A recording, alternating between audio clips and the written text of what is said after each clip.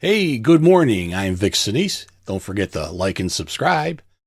Imagine sitting in a pod, pouring out your heart to a stranger you've never seen. There's a wall between you, no eye contact, no physical chemistry, just connection.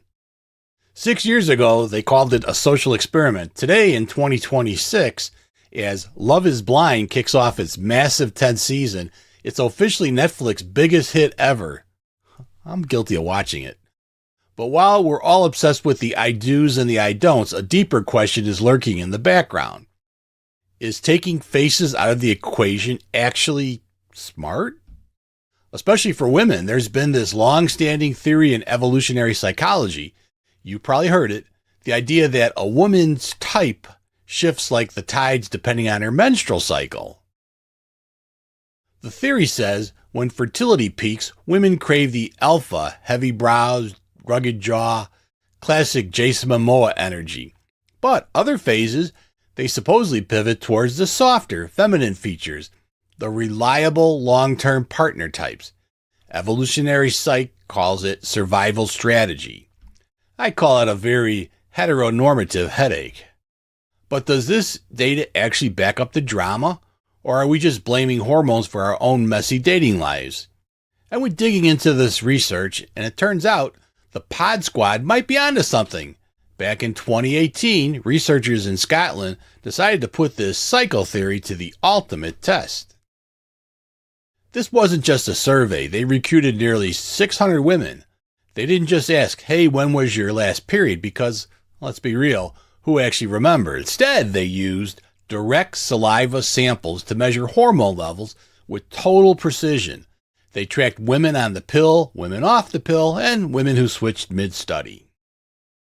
Now, the task was simple. Look at pairs of faces, one digitally tweaked to be hypermasculine, the other feminized. Pick the one you want for a fling and the one you want for a life partner. If the theory was right, we should have seen a massive swing in preference as those hormone levels moved. The results? Not exactly. The study found that while women did generally prefer more masculine faces, especially for short-term flings, that preference did not rise or fall with their cycle. In fact, the pill didn't wipe out the preference for rugged men. If anything, women on oral contraceptives showed an even stronger lean towards the Momoa types. The science is clear. Your hormones are not pulling the strings on your type.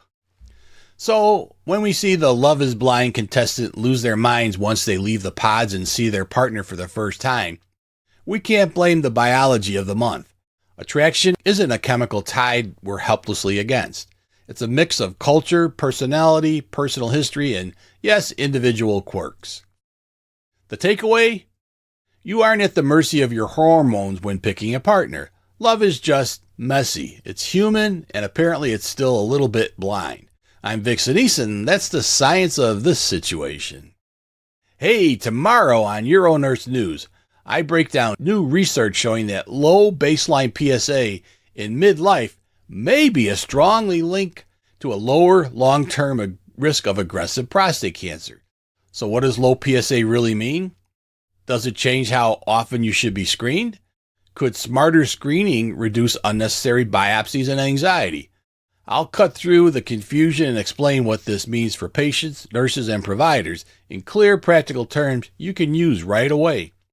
So if you're in your 40s or 50s or care for men who are, this is one episode you don't want to miss.